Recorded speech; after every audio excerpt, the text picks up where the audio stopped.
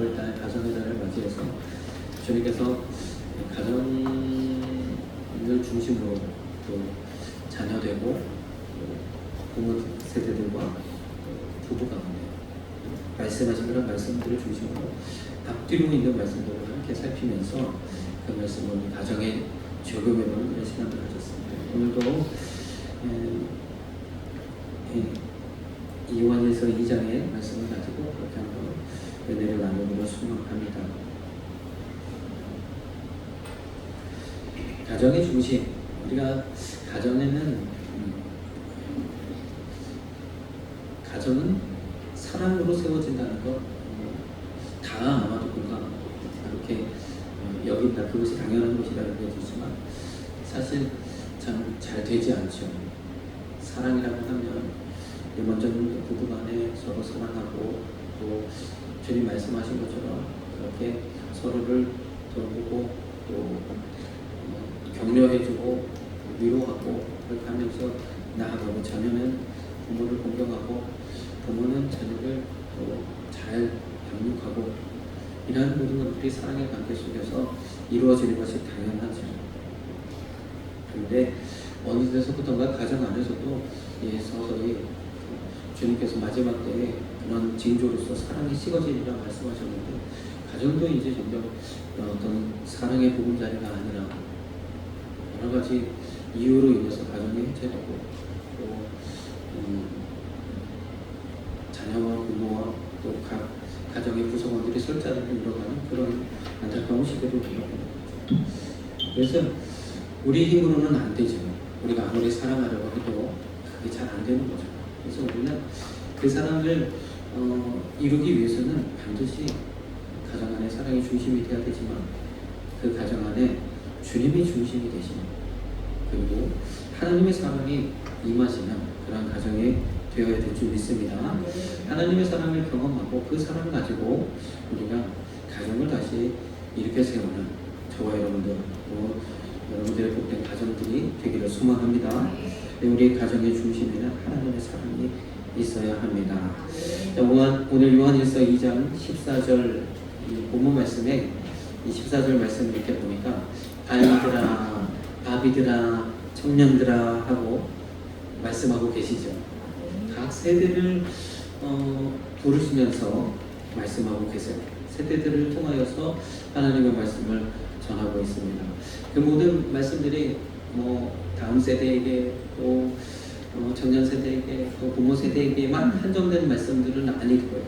이 모든 말씀이 우리에게 필요한 말씀이지만 세대를 통해서 말씀을 전함으로 우리에게 좀 더 그 말씀을 잘 이해하고 적용할 수 있도록 말씀하시는 줄 믿습니다. 우리가 그래서 이 본문을 좀 한번 살펴보려고 하는데, 그래서 참 요한일서 2장에 아이들아, 아비들아, 청년들아, 이 말씀을 어떻게 해석할 것인가 하는 그런 여러 방법론들이 있더라고요.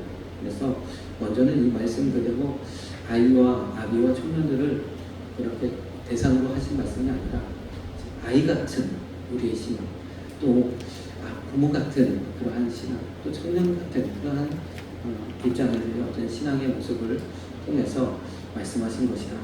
영적으로 아이들은 아직 미숙한, 그래서 아직 영적으로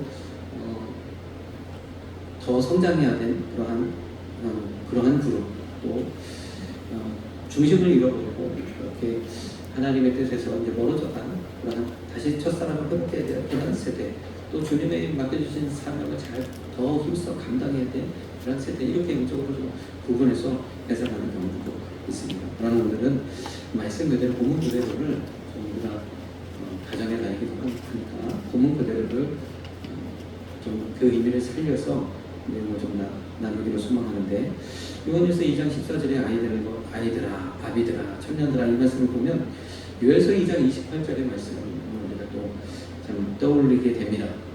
요엘서 2장 28절은 이렇게 말씀하겠죠. 너희 자녀들이 장래일을 말할 것이며 너희 늙은이는 꿈을 꾸며 너희 젊은이는 이상을 볼 것이며.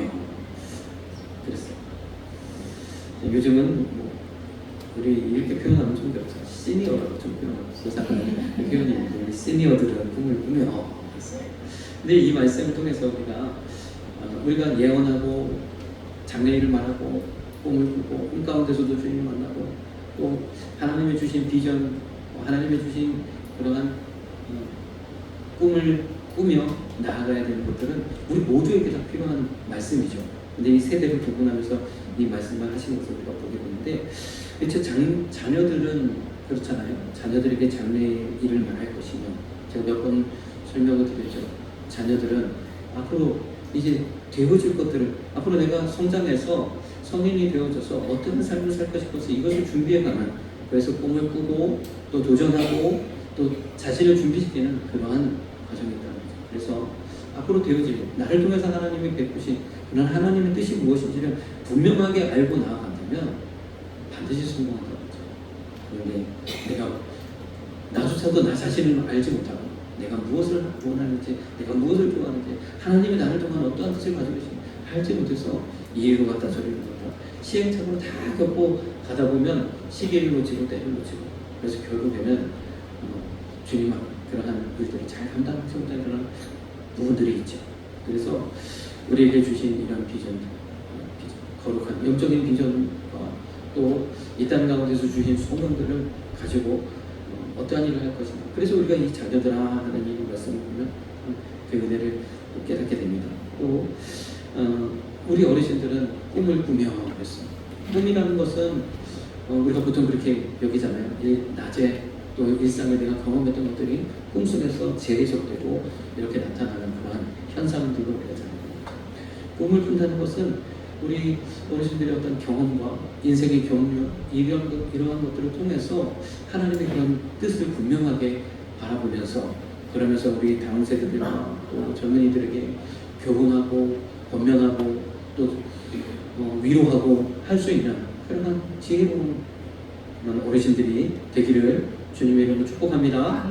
말씀 그대로 또한 꿈 가운데서라도 주님 만나서 하나님의 행하신 일들을 바라보며 나아가시는 어르신들 되기를 소망합니다. 그래서 참 그 말씀이 더 깊이 와닿게 되죠. 우리 모두가 이러한 주님의 꿈 가운데서라도 주님을 만나시는 저와 여러분 되시길 소망합니다. 젊은이들은 이상한 것이, 젊은이들에게는 이제는 하나님이 주신 비전을 마음에 품고 그 비전을 이루기 위해서 힘써서 달려가는 주님의 그러한 의의 일꾼이 되어져서 맡기신 사람을 감당하는 그러한 일들을 이루어야 되는 젊은이들을 향한 말씀이라서 드립니다. 그래서 오늘 이와 같이 세대를 구분해서 주신 말씀을 우리가 좀 공부하기로 소망합니다. 가정의 중심. 제가 어릴 때는 집안에 이런 액자들이 놓여 있는 것을 종종 보게 됐어요. 앞에 이제 보시면 아마 아시는 분들도 있고 처음 보시는 분들도 있을 수 있는데, 이게 뭐냐, 이거 올룩덜룩하고 재밌게 보니까 근데 이 안에 예수님이 계십니다. 예수님 모습이 있습니다. 그 모습이 보여져요. 참 신기하게. 저도 어릴 때 초등학교 2학년 때인가 잘 기억은 안 나지만 어릴 때 이제 저희 집에도 이 액자가 있었거든요. 그래서 엄마한테 엄마 저게 뭐야? 그러니까 뭐야 저게, 힘줄하게 저게 뭐야? 예수님이라는 거예요. 저는 앞만 쳐다봐도 예수님이 아닌데 앞만 쳐다봐도. 저는 평소에는 그 관심이 없다가 어느 날은 아니 저게 진짜 예수님이야. 그래서 뭐 제가 이렇게도 쳐다보고 저렇게 쳐다보니까 예수님은커녕 무슨 흉측한 모습만 자꾸 보여지는 거예요. 이게 예수님인가? 예수님 이렇게 무섭게 생기셨나? 그런 생각이 없어. 했는데 그러면서 제가 물끄러미 이렇게 쳐다보고 있다가 갑자기 그날 주님을 만났습니다. 이 그림에서 주님이 갑자기 확 보여지는 게, 예수님이 갑자기 보여지는 거예요. 깜짝 놀랐는데 제가 이 액자를 쳐다보다가 그런 경험이 있는데, 그런데 이 액자 밑에 어떤 글귀가 있냐면요, 이렇게 그리스도는 이 집의 주인이시요 식사 때마다 보이지 않는 손님이시요 모든 대화에 말없이 듣는 이시라. 주님의 우리 식구는 식사가 공동체라고 하잖아요. 식사 때 말없이 옆에 계시는 그렇죠. 이 가정의 주인 되시는 주님, 가정의 중심 되시는 주님, 교회에도 교회의 중심 되시는 주님, 우리 개인의 삶에도 우리 삶에도 중심 되시는 주님, 그 주님을 놓치지 아니하시는 저와 여러분 되시길 소망합니다. 그래서 저는 어릴 때 이 말씀이 성경 말씀인 줄 알았어요. 네, 성경 말씀은 아니더라고요. 근데 너무 좀 귀한 말씀이지 않습니까? 그래서 우리의 가정에도 주님이 주인 되실 때에, 주님을 우리가 진정으로 우리 가정의 주인으로 모셔드릴 때에 그 사랑을 경험할 수 있는 줄 믿습니다. 먼저 오늘 이 본문 말씀에 있는 말씀, 첫 번째로 자녀들에게 주시는 말씀을 보도록 하겠습니다. 요한 1서 2장 12절, 자녀들아 내가 너희에게 쓰는 것은 너희 죄가 그의 이름으로 말미암아 사함을 얻으니오. 우리가 먼저 하나님께서 자녀들아 하시면서 자녀들에게 죄사함의 은혜를 말씀하셨어요. 죄사함의 은혜. 그래서 우리에게 있어서 주님이 중심 되시고, 그리고 그 우리를 위해서 피 흘려 우리의 죄를 사하신, 우리의 죄를 다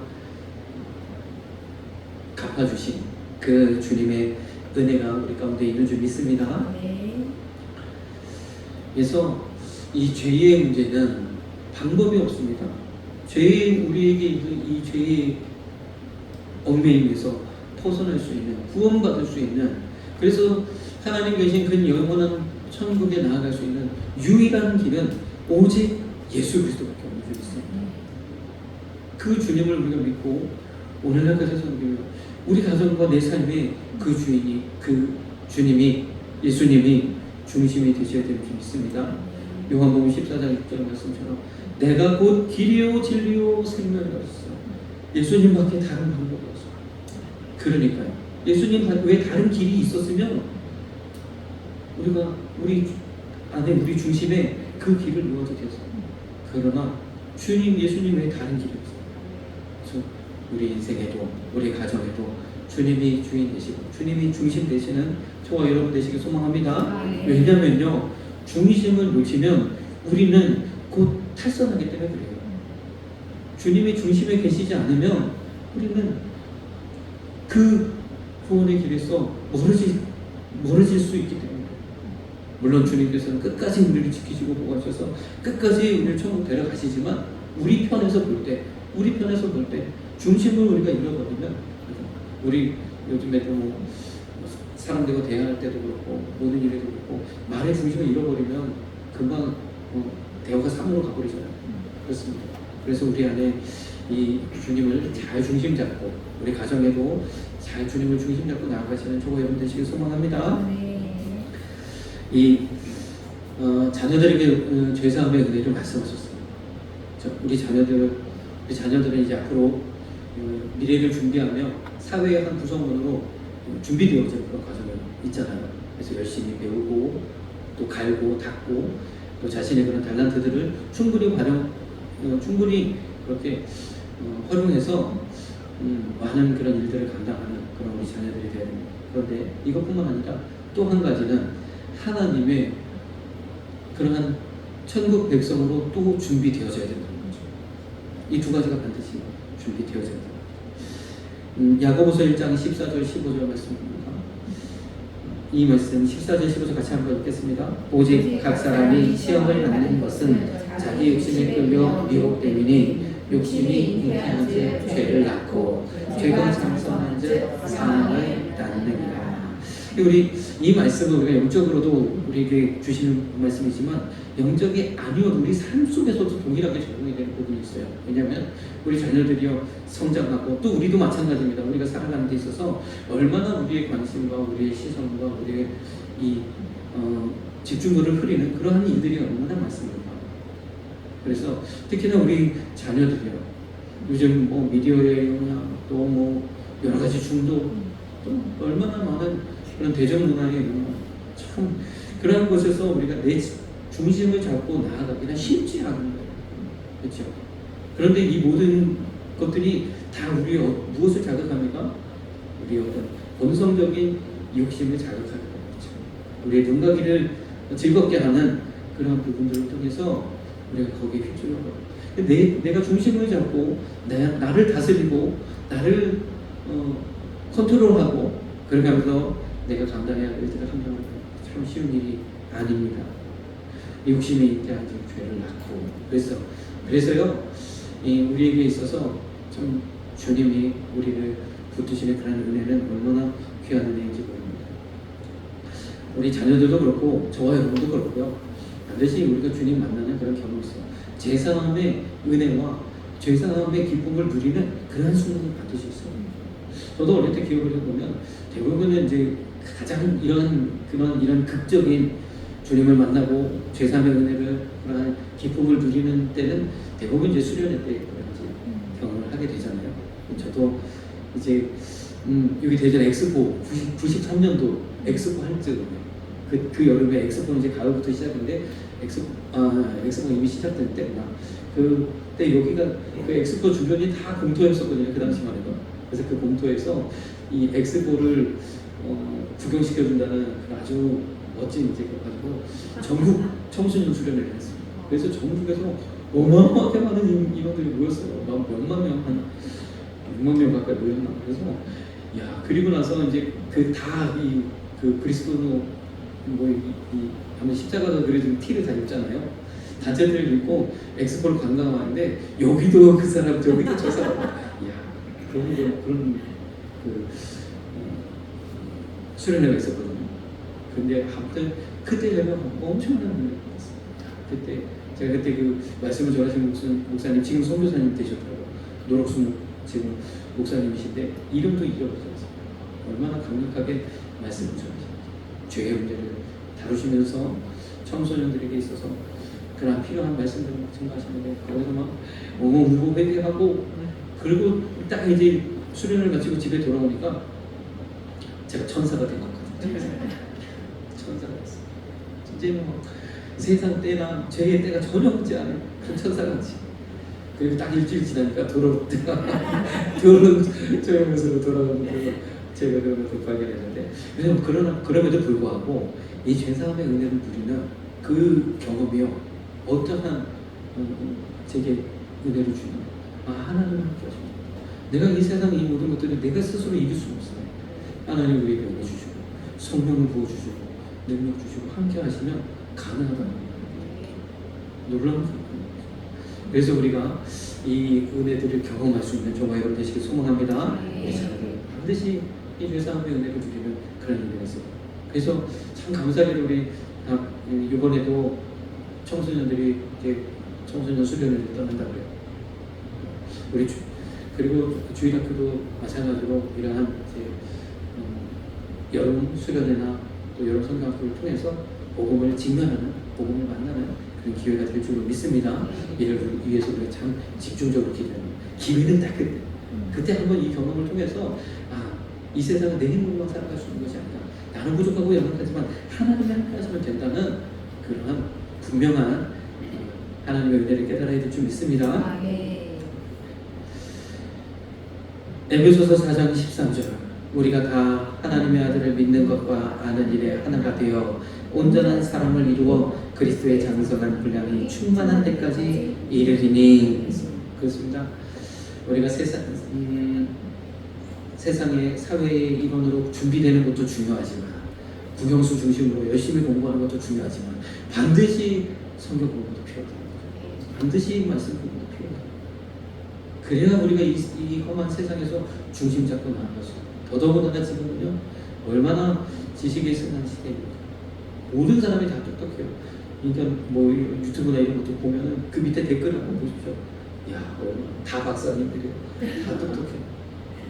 누가 이 말하면 또 다른 이야기, 다른 근거를 가지고 다른 주장들을 펼치는 사람이 꼭 있습니다. 그러면서 이런 거 뭐지? 더더군다나 지금 AI 시대가 되니까 이제는 그냥 질문만 던지면 그냥 답이 나옵니다. 이러한 때에 우리가 세상의 그런 지식도 우리가 알아야 되지만, 세상에 돌아가는 원리도 알아야 되지만, 얼마나 복잡합니까? 이 물가가 오르고 집값이 오르고 뭐가 올라가, 얼마나 복잡합니까? 물론 이런 것도 알아야 되지만, 하나님을 알고 하나님의 섭리가 어떠한 것이고 하나님은 무엇을 기뻐하시고 하나님은 어떤 사람들에게 복을 주시고, 이러한 하나님에 대한 말씀도, 하나님에 대한 지식도 우리가 얻어야 되는 줄 믿습니다. 우리 자녀들도 그래서 반드시 이 말씀 교육이 필요합니다. 이 중심을 잡고 나아갈 수 있는 유일한 것. 그렇지 않고 말씀에서 떠나가면, 말씀에서 멀어지면 곧 세상을 휩쓸 수밖에 없어요. 세상은요 어떻게 하든지 우리 모든 것들을 빼앗아가기 위한 그러한 세력들이 얼마나 많은지. 요한복음 15장 4절, 내 안에 거하라 나도 너희 안에 거하리라. 가지가 포도나무에 붙어있지 아니하면 절로 가시를 맺을 수 없음 같이 너희도 내 안에 있지 아니하면 그러하리라. 주님 말씀하셨잖아요. 붙어있는 게 중요하다. 양분이 공급되면 저절로 때가 되면 저절로 열매가 맺혀진다. 붙어있는 게 중요하지 않습니다. 우리 자녀들도 그래서 붙어있는 게 중요해요. 저와 여러분도 붙어있는 게 중요합니다. 어떻게 됐든 뭐가 됐든 뭐 이런 이야기 저런 이야기가 있어도 붙어있는 게 중요합니다. 우리 자녀들도요 붙어있어야 돼요. 주님이 중심 되신 가정 안에, 믿음으로 세워진 가정 안에 붙어있어야 돼요. 그들이 믿음으로 믿음 안에서 독립할 수 있을 때까지 붙어있어요. 그렇지 않으면요 붙어있지 않는다는 것은 하나님의 말씀과 멀어진다는 거예요. 붙어있다는 것은 어디까지나 하나님의 말씀을 접한다는 거예요. 하나님의 말씀을 듣고요 그 말씀에 믿음이 되고 그 말씀에 우리를 움직이는 그런 능력이 되어지는 줄 믿습니다. 그래서 어떻게 하든 붙어있어요. 어떻게 하든 예배, 어떻게 하든 하나님의 말씀을 들을 수 있는 저와 여러분들, 또 우리 가정, 또 우리 자녀들이 되기를 소망합니다. 세 번째는 우리 두 번째죠. 부모들에게 주시는 말씀 보겠습니다. 요한일서 2장 13절, 아비들아 내가 너희에게 쓰는 것은 너희가 태초부터 계신 이를 알미며. 태초부터 이 세상을 창조하시고 다스리고 통치하시고 모든 것을 주관하시는 그 하나님을 우리는 알고 있는 줄 믿습니다. 오늘 요한일서 2장 14절의 말씀을, 이 12절의 말씀도 말씀하셨는데 14절에 한 번 더 반복하거든요. 똑같은 말씀인데 동일한 말씀인데 반복하는데 보면 아이들아 내가 너희에게 쓴 것은, 여기서 자녀들아 하지 않고 아이들아 그랬어요. 내가 너희에게 쓴 것은 너희가 아버지를 알았으며, 아비들아 내가 너희에게 쓴 것은 너희가 태초부터 계신 이를 알았으며 그랬습니다. 자, 아이들은요 부모가 양육해, 부모의 손길이 필요하죠. 아이들은 부모를 분명히 의지하고 또 부모를 바라보면서 부모의 도움을 입어 성장하게 되어져 있습니다. 그런데 우리가 이제 부모 입장이 되고 나면 우리의 부모는 이제 잊어버려요. 우리는 이제 세상에서 내가 주인이 되고 세상에서 내가 독립된 그런 존재로 살아가게 돼요. 그런데요 주님 오늘 뭐라고 말씀하시냐, 부모들이 우리에게도 우리의 부모이신, 우리의 영적인 아버지이신 하나님이 계시다는 것을 알아라 말씀하십니다. 우리도 하나님의 말씀, 우리가 내가 다 큰 다 잘한 성인임에도 우리의 아버지는 하나님이시라는 거예요. 갈라디아 4장 9절 말씀처럼 아버지라, 나이와 상관없이 우리의 아버지신 하나님이 계신 줄 믿습니다. 오늘도 우리의 기도 들으시고 우리의 모든 것을 아시고 우리를 위해서 노심초사 늘 우리를 위하시는 그 아버지가 계시다는 거예요. 우리가 멀리 떨어져서 세상에서 방황할 때도 언제 내 아들이 돌아오겠나 하고 돌아오는 탕자를 기다리는 그 아버지의 심정으로 늘 우리 곁에, 늘 우리를 생각하시는 그 아버지가 계시다는 거예요. 저와 여러분도요 이 하나님 아버지, 나의 참 아버지 되시는 그 하나님을 의지하신 저와 여러분 되시길 소망합니다. 모세가 이 2살 아이들 다 죽임을 당할 때 그 엄마가 가까이 뛰어보내잖아요. 그때 그 상황을 찬양으로 한 요게벳의 노래라는 찬양이 있잖아요. 그 어머니의 이름이 요게벳이니까 어머니의 마음을 표현한 그 요게벳의 노래. 그 강가에 그 아이를 놓으면서 하나님께 부탁한다. 너의 참 아버지이신 하나님께 너를 맡긴다고. 저는 그때 참 은혜가 있더라고요. 마찬가지로 우리 자녀들도 우리 부모의 손길이 필요한 것처럼 저와 여러분도 하나님 아버지의 그 손 붙잡고 나아가시는 저와 여러분 되시길 소망합니다. 이 세상 내가 혼자 살아가는 것 같아도 하나님이 나와 함께 하시고 우리 손 붙들어 주시고 언제든지 아버지 하고 부르면 응답하시는 그 하나님이 우리 가운데 계시는 줄 믿습니다. 요한복음 3장 5절에는 그래서 우리에게 이렇게 말씀하셨어요. 사람이 물과 성령으로 나지 아니하면 하나님 나라에 들어갈 수 없다. 이것을 바꾸어 말하면 예수님을 영접하고 예수님을 믿는, 그래서 천국 백성이 된 저와 여러분들에게는 하나님의 우리의 아버지가 되신다는 거예요. 하나님의 아버지가 돼요. 성령으로 우리 다시 태어났어요. 우리는 하나님의 우리 아버지시고 우리는 하나님의 아들이요 딸이 되어졌어요. 그 사실을 늘 기억하시는 저와 여러분 되시길 소망합니다. 하나님이 우리 아버지시다. 하나님이 내 아버지시다. 그 아버지를 붙들고 아버지의 이름을 부르며 나아가야 되는 줄 믿습니다. 마태복음 7장 21절 나더러 주여 주여 하는 자마다 천국에 다 들어갈 것이 아니요 다만 하늘에 계신 내 아버지의 뜻대로 행하는 자라야 들어가리라. 그러면 우리는요 하늘에 계신 그 아버지의 뜻을 구하고 그 뜻대로 행하기를 기뻐하였으면 저와 여러분들이 되어야 될 줄 믿습니다. 이 말씀도 아버지 뜻대로 행하여 천국에 들어가리라 이렇게 말씀하셨지만 바꿔서 말씀하시면 예수님을 믿고 천국의 백성된 저와 여러분들은 하나님 아버지의 뜻을 행하기를 기뻐하는 줄 믿습니다. 우리는 그것이 맞아요. 우리가 부모가 아니 자녀가 부모의 뜻을 이루기를 소망하는 것처럼, 그래서 가장 큰 영향은 자녀에게 가장 큰 영향은 부모라고 해요. 그래서 이 부모에게 아니 자녀에게 여러 가지 도움을 줄 수도 있고 또 때로는 독을 줄 수도 있는 것이 부모라고 하죠. 그만큼 부모의 영향이 크고 또 자녀들은 의식하지 않아도 부모의 뜻을 따르려고 하는 그러한 선천적인 그 욕구를 가지고 있어요. 왜냐하면 내 생존을 위해서 부모를 반드시 필요합니다. 부모에게 기쁨이 되기를 소망한다는 거예요. 그래서 요즘은 요즘 자폐가 많이 늘었다 그러잖아요. 그런데 안타까운 것은 후천적인 자폐들이 생겨요. 왜냐하면 부모들이 너무 이제 우리 아이가 책을 좋아하네. 그래도 되게 천재인 것 같아. 그래서 방긋같이 책을 읽었는데 또 아이도 잘 따라서 책을 읽는 거야. 왜 그러냐면 그 아이, 뭣도 모르는 아이들은 눈에 보여주는 건데 늘 쳐다보는데 그 아이의 심리는 엄마가 내가 책을 보고 있는 이 책을 들여다보고 있는 모습을 보고 엄마가 엄청 기뻐하니까 화나게 없으니까 그를 요구한다는 거예요. 그래서 이 책을 좀 좋아해서 천재가 되는 줄 알았더니 한 5살이 되고 있어도 뭐가 좀 이상한데 그냥 책만 보고 다른 건 안 쳐다보네요. 이렇게 되면서 자폐가 후천적인 자폐가 되어지는 그런 경우도 있다는 거죠. 엄마의 욕심이. 그래서 우리는 이 자녀들은 이 부모의 뜻을 행하도록 한다는 거예요. 우리도 마찬가지로 하나님 아버지의 뜻을 행하기를 힘쓰시고 하나님의 뜻이 무엇인지를 구하시는 저와 여러분 되시길 소망합니다. 그래서 골로새서 1장 9절 이로써 우리도 듣던 날부터 너희를 위하여 기도하기를 그치지 아니하고 구하노니 너희로 하여금 모든 신령한 지혜와 총명에 하나님의 뜻을 아는 것으로 채우게 하시고. 우리가 아까도 말씀드렸지만 세상 지식도 필요해요. 여러 가지 이런 것들을 이루기 위해서 우리는 반드시 이런 것들도 잘 알아야 됩니다. 그런데 하나님을 아는 신령한 지혜를 구하시는, 신령한 지혜를 구하기를 기도하시는 저와 여러분 되시길 소망합니다. 신령한 지혜도 있어요. 신령한 지혜. 하나님의 뜻이 무엇인지, 하나님의 섭리가 무엇인지, 하나님이 어떤 이들에게 복 주시며 하나님이 어떠한 일들을 원하시는지 그 뜻을 구하고 그 뜻을 깨닫는 신령한 지혜가 있으시는 저와 여러분 되시길 소망합니다. 세 번째는 우리 청년들에게 주시는 말씀, 그 말씀 한번 보겠습니다. 요한일서 2장 13절 청년들아 내가 너희에게 쓰는 것은 너희가 악한 자를 이기었음이니라.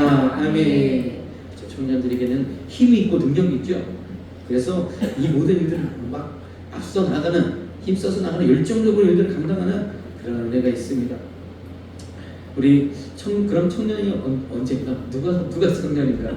전도서 12장 1절을 보면 이렇게 했어요. 청년의 때, 너는 청년의 때 곧 공고한 날이 이르기 전, 나는 아무 단계 없다고 할 해가 가깝기 전, 이때가 청년이라는 거예요. 이제 나는 주님의 일을 감당하기에 이제는 제 봉사하기에 좀 힘도 없고 이제는 허리도 아프고 무릎도 아프고 그러기 전,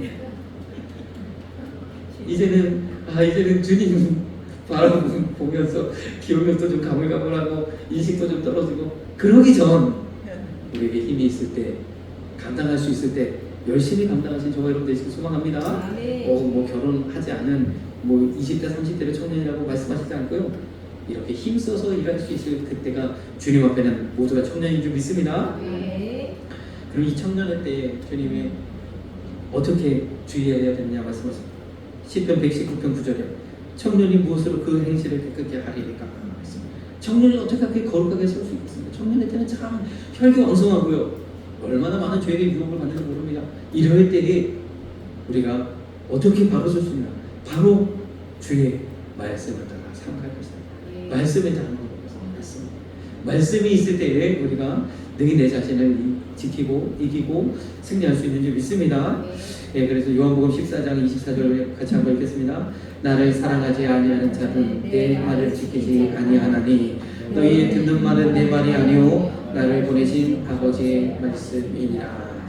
우리가 어느 때서부터인가 이제 모든 일들을 말씀 중심이 아닌 내 중심으로 또 세상 지식 중심으로 또 여러 가지 그러한 이유로 이렇게 나아갈 때가 많습니다. 하나님 말씀이 들려봐도 그 말씀은 이거는 그냥 성경에서 하는 말이고 이거는 그냥 목사님이 하시는 말씀이고 이거는 그냥 교회에서 하는 말이고 내가 살아가는 이 세상은 또 달라 이렇게 살아가지고 우리 교회는 없는데 많은 성도들에게 많이 있는 다른 교회 성도들에게 많이 있는 것 같습니다. 요한복음 14장 24절 말씀에는 그 이유가 무엇이냐? 내가 사랑하는 자를 기도합니다. 이것은 무슨 말이냐? 우리의 중심이 어느 순간 주님에서 세상으로 자꾸 기울어졌기 때문에 그렇다는 거죠. 그렇다고 해서 이 세상의 것들이 전혀 필요한 건 아니지만 주님의 말씀으로 이러한 것들을 다시 재해석할 수 있는 그러한 지혜가 있으시는 저와 여러분 되시길 소망합니다. 야고보서 1장 6절에서 7절 같이 읽겠습니다. 오직 믿음으로 구하고 조금도 의심하지 말라. 의심하는 자는 마치 바람에 밀려 요동하는 바다 물결 같으니 이런 사람은 무엇이든지 죽게 없기를 생각하지 말라. 그래서 주님은요 이 좌우로 치우치는 것, 요동하는 것 그랬어요. 중심을 주님께 딱 두고 나아가는 것. 그럼 우리 삶의 현실 속에 어떻게 나타나요? 우리는 주님의 뜻을 구하는 거죠. 늘 하나님의 뜻을 구합니다. 내가 어떠한 일이 되어야 돼. 그래서 이것은 결국 무슨 얘기냐? 마치 우리가 A냐 B냐 여기서 하지 말고 딱 중심 있게 중심을 잡고 나아가라 이렇게 우리가 들려지지만 세상에서는 이것을 원하지만 우리가 뭐 이후에 조금 있으면 이제 뭐 지방선거도 있겠지만 당을 왔다 갔다 하고 어제는 이 말했다 오늘은 이 말했다 저 말했다 왔다 갔다 하는 그런 사람들을 그냥 싫어하잖아요. 국민적인 지지가 어쩌고 쫓심해가지고 그냥 대쪽같이 나아가는 그런 사람들을 우리는 좋아합니다.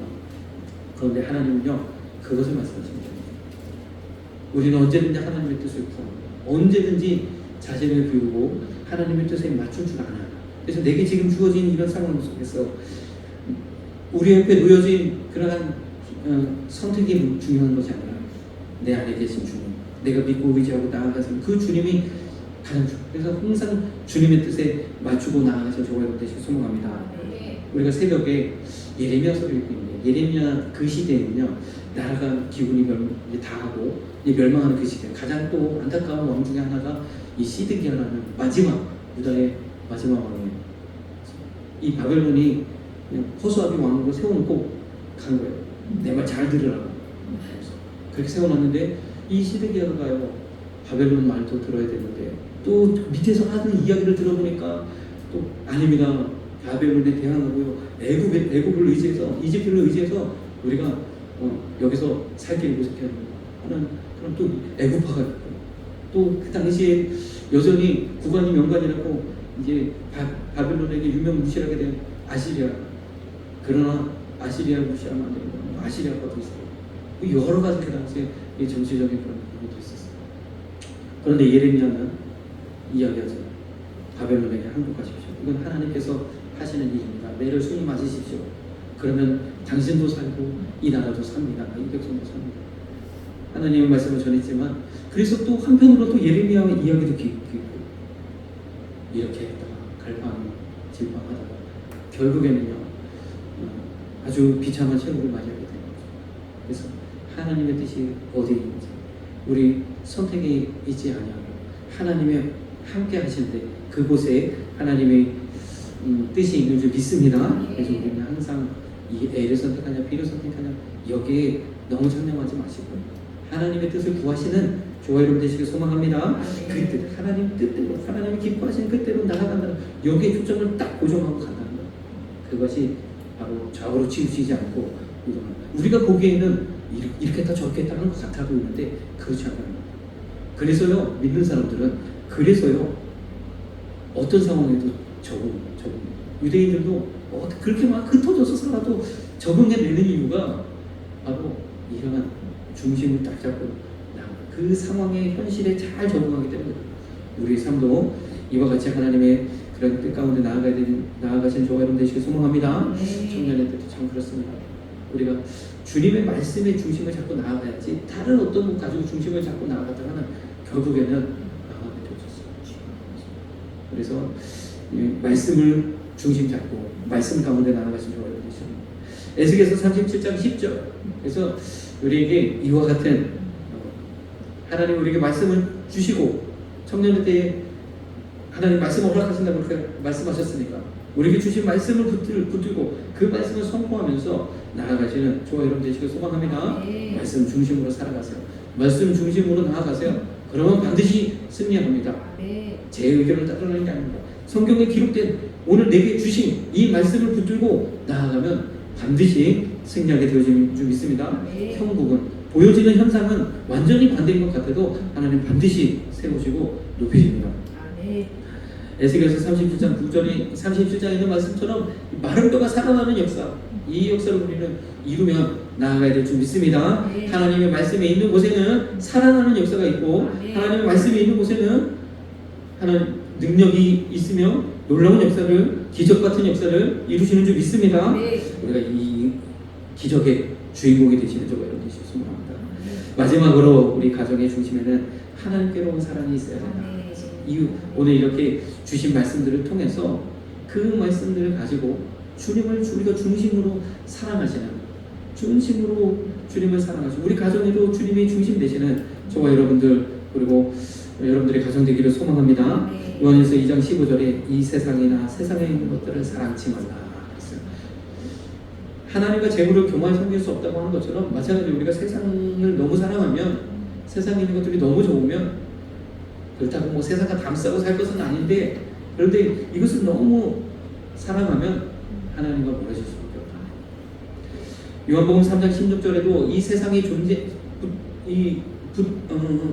이렇게 지금까지도 이렇게 존재하는 이유는 그 중심에 하나님 사랑이 있기 때문에 하나님 이 세상을 그 사랑으로 붙들어 주시기 때문에 이 온 세계가 유지하고 있는 줄 믿습니다.